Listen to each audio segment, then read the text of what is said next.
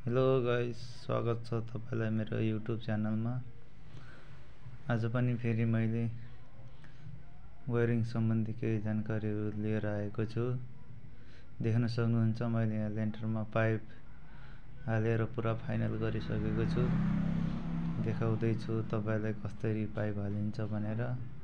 यो देख्न सक्नुहुन्छ पाइप हालिएको छ। छज्जामा यो जक्सनहरु राखेको छ लाइटको लागि। तीनटा जक्सन राखेको छ। यो अगाडिको भइहाल्यो। अब यो पनि अगाडिकै भइहाल्यो। यो चाहिँ कोठाको भयो, यो पंखाको लागि हो, त्यो चाहिँ बन्द गरिसकेको छ। अनि यो अर्को कोठाको लागि भयो। यिनमा चाहिँ दुईटा फ्यान बक्स जोडिएको थियो। एउटा चाहिँ देखिरहनु भएको छ भने अर्को चाहिँ बन्द गरिसकेको छ।